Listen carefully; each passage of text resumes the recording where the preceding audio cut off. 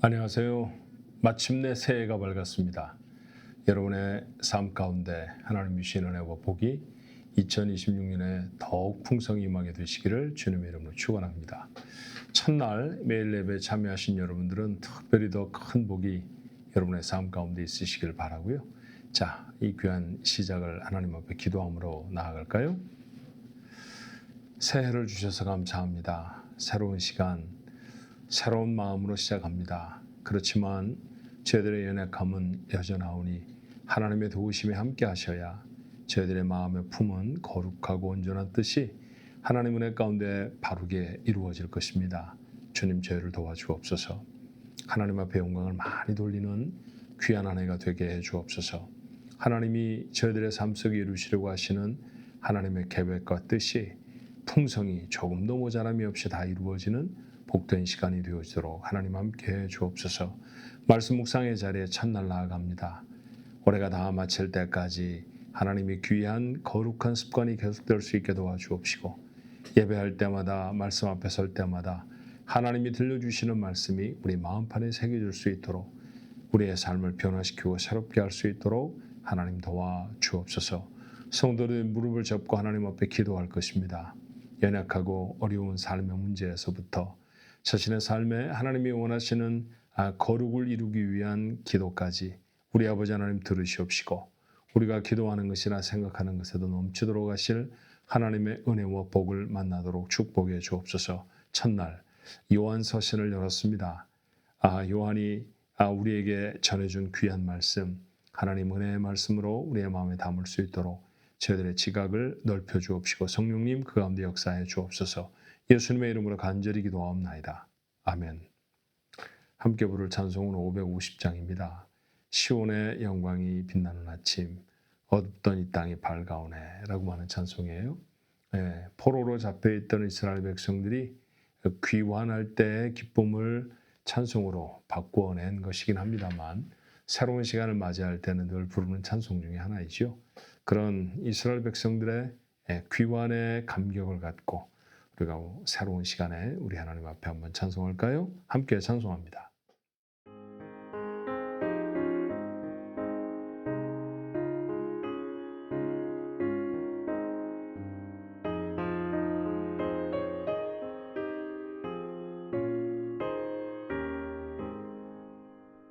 시온의 영광이 빛나는 아침, 어둡던 이 땅이 밝아오네.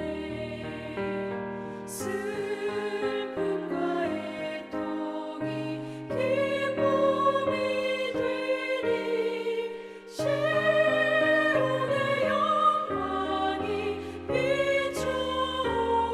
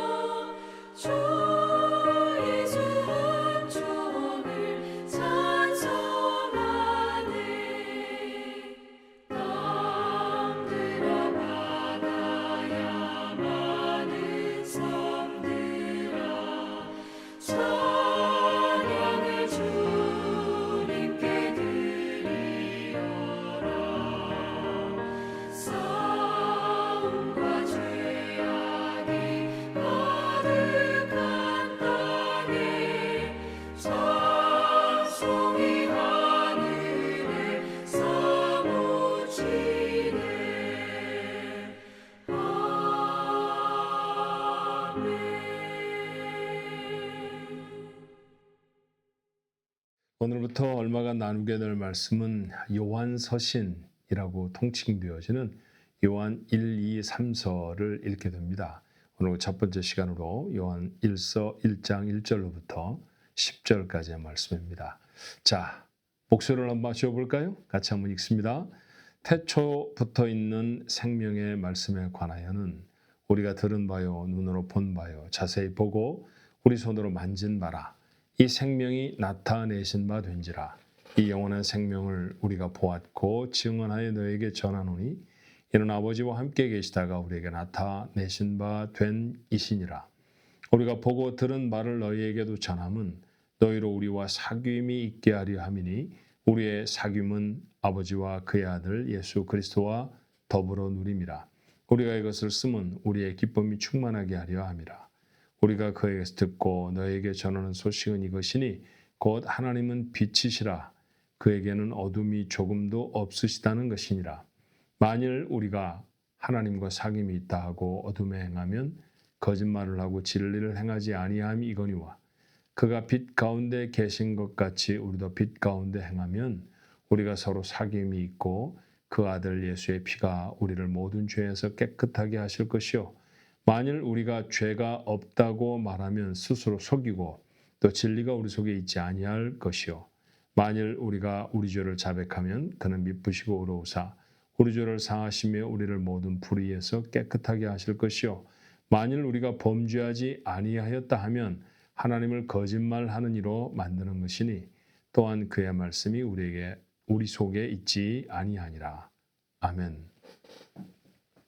요한 1서 이어지는 말씀은 요한 2서, 요한 3서 그렇죠? 이 세 권의 말씀을 특별히 요한 서신 그렇게 말합니다. 저자는 같은 저자라고 말하면 자기가 이렇게 창작해서 지어냈다는 말이 아니고요. 성령이 그를 영감해 기록자로 세우신 사람을 보통 성경 저자 그렇게 말해요. 그러니까 우리가 오해는 없으셔야 할 것 같습니다. 저자라고 해서 세상에 말하는 것처럼 그 이름이 붙여진 사람이 곧 그 작품을 만드는 사람은 아니에요. 이 성경의 일차적인 저자는 성령 하나님이시고 그 성령 하나님의 사용하심, 그 영에 감동돼서 붙들림을 받은 바 된 사람, 신학적으로는 2차 저자 그렇게 말하지만 우리가 보통 성도들과 함께 나눌 때는 그저 어떤 성경의 저자 이렇게 표현하기도 합니다. 그렇게 말을 할 때 이 요한 1, 2, 3서의 기록자, 저자는 요한, 사도 요한입니다. 예수님의 제자 중에 요한이라는 말이죠. 사도 중에 가장 오래 생존했어요. 사도 중에 가장 오래 살아남았기 때문에 가장 최근의 성경도 그가 기록했을 것입니다. 바로 요한계시록이라고 하는 성경이고요. 또 우리가 아는 바와 같이 요한복음도 사도 요한이 기록한 것이고 또 요한 1, 2, 3서도 그 사도 요한이 기록한 것이죠. 사도는 때때로 장로라고 칭해지기도 했습니다. 그래서 요한 3서에는 보면 장로는 이렇게 말해요. 자기 자신을 그건 사도가 아닌 다른 사람인가 그렇게 오해하실 수 있는데 그렇지 않습니다.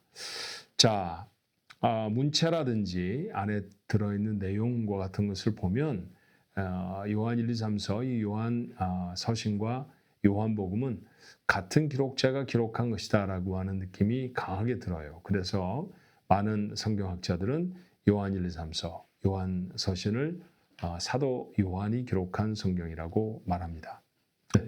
요한은 사도 중에 가장 오래 생존한 사람입니다. 그래서 초대교회가 일어서서 형성되어질 때 과정과 함께한 사람이죠.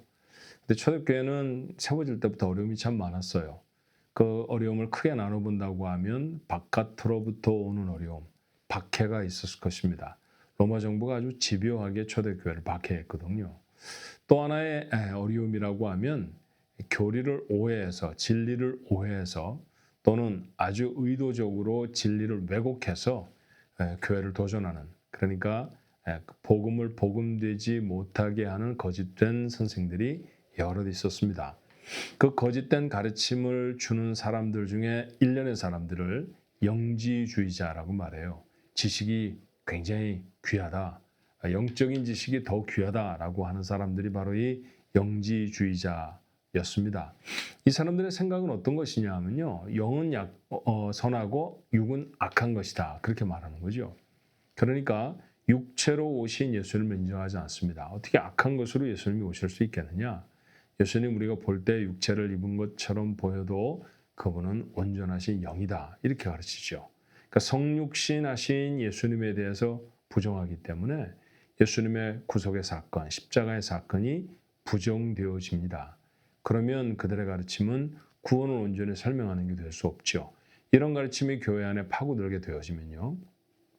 그러면 우리가 알고 있는 구원의 복음이 굉장히 큰 어려움을 당하죠. 이것을 막아내야 할 필요가 사도들에게는 있었어요. 그래서 사도들이 기록한 성경 말씀을 보면 이 영지주의자들에 대한 거짓된 가르침을 전하는 사람들에 대한 경고, 그리고 그 가르침을 바로잡으려고 하는 노력들이 많이 등장을 하는데 오늘 이 요한일서도 그런 성경 중에 하나입니다. 자, 또 영지주의자들의 두 번째 생각이라고 하면 높은 지식을 가지면 구원을 받는다라는 거예요. 영적인 지식을 가지면. 그러니까 그 이외의 것은 아무것도 아니다. 그래서 육체로 행하여지는 일들은 사실은 별것도 아니야 라고 하는 생각을 갖게 되는 거죠. 그러다 보면 육체로 짓는 죄는 아무것도 아닌 것처럼, 하찮은 것처럼 그렇게 생각을 해버리게 됩니다. 그게 얼마나 심각한 것이고 그 육체의 죄 때문에 예수께서 세상에 오셔서 우리를 대신해 대속의 십자가를 지실 수밖에 없었다는 사실 그 자체를 다 부인하게 되는 것이죠. 표현은 영지주의 그러면 대단히 고상한 사람들처럼 보이지만 실제로 그들의 삶은 방종과 타락에 빠지기가 일쑤였어요. 이런 사람들의 생각이 교회 안에 들어오게 되었습니다. 이런 초대교회를 지키고 온전히 세워내기 위해서 사도가 편지를 보내는데 그것이 바로 요한일서라고 하는 말씀입니다. 1절의 말씀에 태초부터 있는 생명의 말씀이라고 시작해요. 요한복음 1장 1절의 말씀은 이렇지요. 태초에 말씀이 계시니라. 얼핏 비슷하지 않습니까? 제가 좀 전에 뭐라고 말씀드렸느냐 하면 요한 서신을 요한복음을 기록한 사도 요한이 기록한 것 같습니다. 왜냐하면 문체가 참 비슷해요 라는 말씀 드렸잖아요. 이렇게 문체가 비슷하다는 거죠.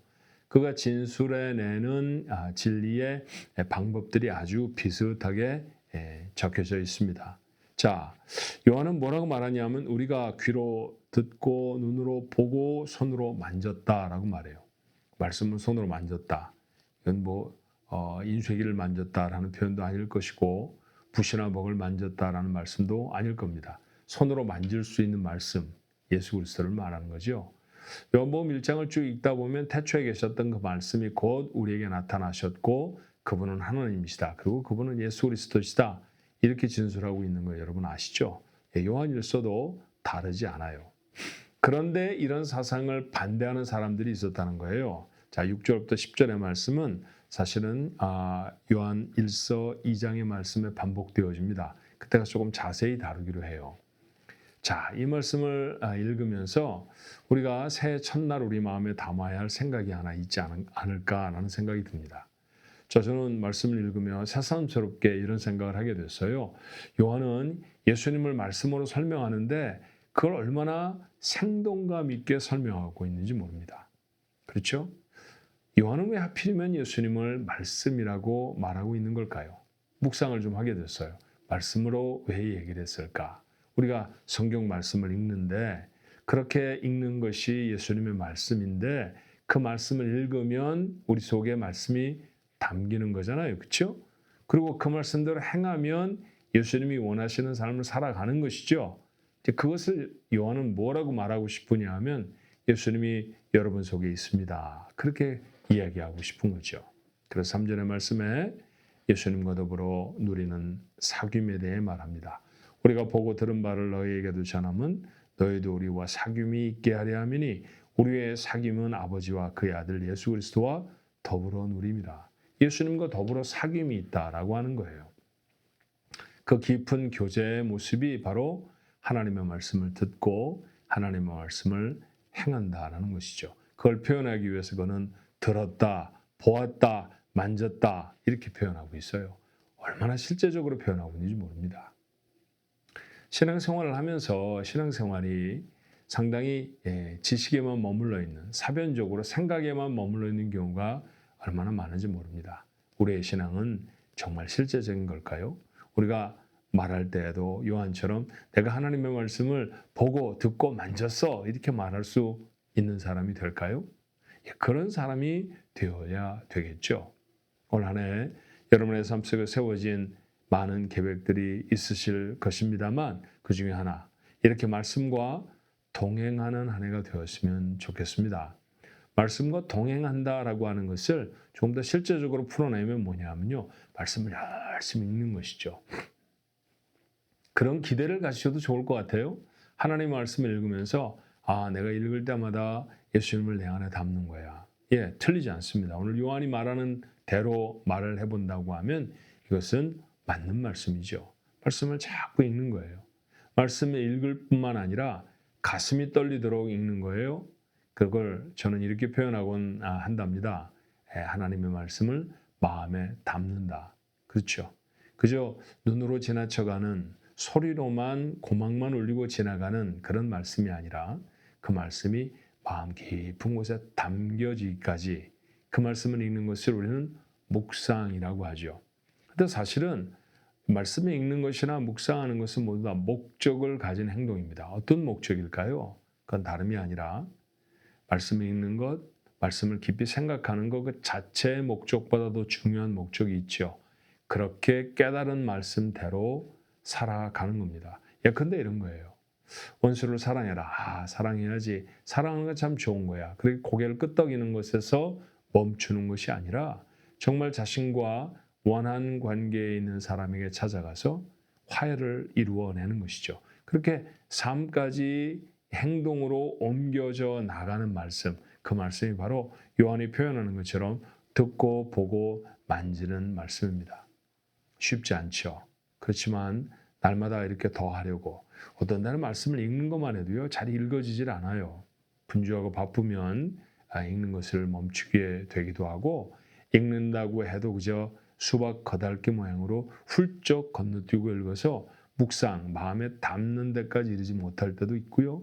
그리고 말씀에 담았다 할지라도 그 말씀대로 살아낸다는 것은 또 얼마나 많은 내 감정, 또 세상의 여러 가지 속삭임 이런 것들을 내려놓아야 하는지 몰라요. 근데 이 모든 일들을 다 감당해내는 겁니다. 그렇게 치열한 몸부림을 가질 때 그 가운데 우리의 믿음이 깊어지지 않을까요? 믿음이 좀 깊어지는 사람이 됐으면 좋겠습니다. 제 바람이 그래요. 저는 거의 평생을 목사로 살았습니다만 여전히 저의 가장 간절한 소원 중에 하나는 좋은 크리스찬이 되는 거랍니다. 어떻게 하면 좋은 하나님의 사람이 될 수 있을까? 어떻게 하면 하나님을 뵙고 더 참 잘 살았다, 그렇게 말씀하실 수 있는 그런 시간들을 살아낼까? 그런 고민이 제 고민이기만 한 것은 아니기를 바랍니다. 오늘 이 말씀을 나눈 우리 모두에게 하나님의 말씀을 읽어야지, 묵상해야지, 그대로 살아야지 라고 하는 다짐이 함께 하실 수 있으면 좋겠고요. 그렇게 한 해를 살아가면서 여러분의 삶에 하나님이 원하시는 멋진 믿음의 사람의 인격이 세워질 수 있게 되기를 주님의 이름으로 축원합니다. 기도하겠습니다. 하나님, 생명의 말씀이라고 말하면서 그 생명의 말씀을 멀리 했을 때가 참 많았습니다. 한 해를 살아가면서 성경 한 번도 제대로 다 읽지 못했거나 아니면 몇몇 말씀 깊이 있게 묵상하며 마음에 담는 시간도 제대로 갖지 못했거나 주님, 그렇게 지났을 수 있죠. 어쩌면 분주했다고, 어쩌면 우리가 너무 많은 어려움들이 있었다고 그렇게 핑계를 둘러댈 수 있을 것입니다만, 그러면 그럴수록 더 하나님의 말씀을 가까이 했어야 했습니다. 새로운 시간이 되었습니다. 새로운 삶을 살고 싶습니다. 어떻게 살아갈 수 있을까요? 오늘 하나님 우리에게 말씀하십니다. 말씀을 가까이 하라고요. 그 말씀을 가까이 하는 자, 주님을 가까이 하는 것이고 주님과의 사귐이 깊어지는 것이죠. 세상의 어떤 인격자, 어떤 석학, 또 어떤 능력자와 사귐보다도 주님과의 사귐이 우리에게 있어야 하지 않겠습니까? 하나님의 말씀을 통해 오늘 요한이 말하는 것처럼 내가 듣고 보고 만졌습니다, 그렇게 말할 수 있는 저희들도 되게 해 주옵소서. 하나님의 말씀을 열심히 우리의 삶에 실천함으로 주님이 원하시는 격에 한 걸음 더 다가갈 수 있는 그런 저희들 모두가 되어지도록 올 한 해 저희들을 축복해 주시옵소서. 시작한 날부터 하나님 앞에 예배로 엎드려 싸우니 그렇게 하나님 앞에 신실하게 나가는 우리 가족들의 삶에 하나님 복을 도와여 주옵소서. 예수님 이름으로 간절히 기도하옵나이다. 아멘.